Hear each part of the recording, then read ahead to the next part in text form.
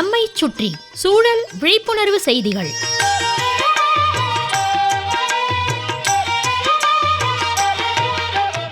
அன்புள்ள பெருமாள் சாமி ஐயா அவர்களுக்கு உங்கள் மாணிக்கம் எழுதும் மடல். நலம் நலமறி ஆவல். பொங்கல் திருநாள், தமிழர் பெருநாள், நன்னாள்.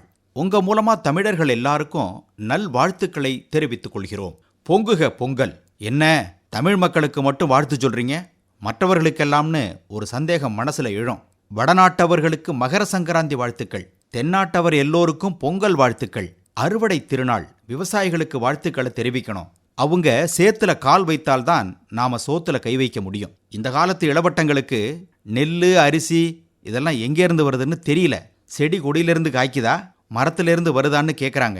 நமது அடிப்படை தொழில் பற்றி அவங்களுக்கு கற்றுத்தரணும்.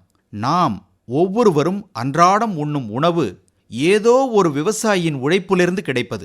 காசையும் கணினியும் வச்சுக்கிட்டு வயிற்றுரப்ப முடியாது.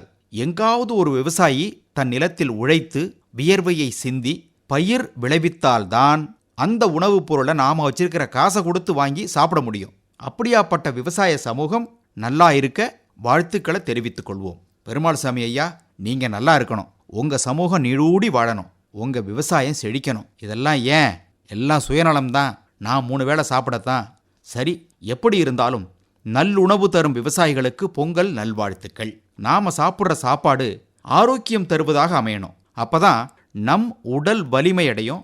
நல்லுணவு நம்மை எப்போதும் துடிப்பா வைத்திருக்க உதவும். நோய் எதிர்ப்பு சக்தியை கொடுக்கும். உடம்புல சக்தி உற்பத்தியாவதற்கும், செல்கள் வளர்ச்சி அடைவதற்கும், உடல் உறுப்புகள் ஆரோக்கியமாக செயல்படுவதற்கும் உணவே காரணமாகிறது. சத்தான உணவை விட ஜீரணிக்கும் உணவே உன்னதமான உணவு.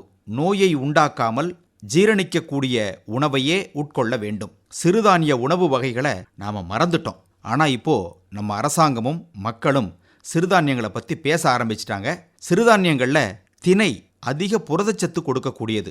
திணை சைவ உணவு உண்பவர்களுக்கு மிகவும் அவசியமானது. பழுப்பு அரிசியை விட அதிக நார்ச்சத்தும் 2 மடங்கு புரதமும் திணையில இருக்குதான். திணைய நம்ம சாதாரண அரிசி போலவே பல்வேறு விதமா சமைக்கலாம், சாப்பிடலாம். திணையில் இருக்கும் புரதச்சத்து, நார்ச்சத்து நம் ரத்தத்தில் இருக்கும் சர்க்கரையின் அளவை சீரா வச்சிருக்க உதவும். உடலின் எடையை குறைக்கும், ஆரோக்கியத்தை மேம்படுத்தும். பெருமாள் சாமி ஐயா, தேனும் திணை மாவும்னு அந்த காலத்திலேயே சொல்லி வச்சிருக்காங்க நம்ம ஆட்கள்.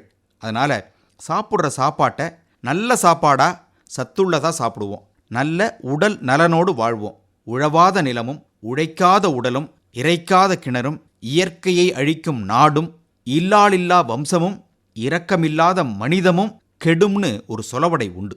அதனால அப்பப்போ உழைப்பை வெளிப்படுத்தணும். நிலத்தை தரிசா போடக்கூடாது. கிணத்திலிருந்து தண்ணியை இறைச்சிக்கிட்டே இருக்கணும். அப்பதான் ஊறும்.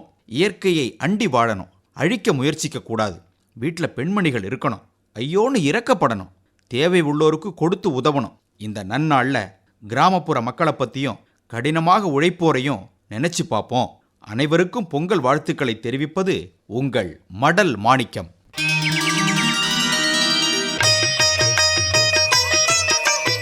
நம்மை சுற்றி சூழல் விழிப்புணர்வு செய்திகள் கேட்டீர்கள்.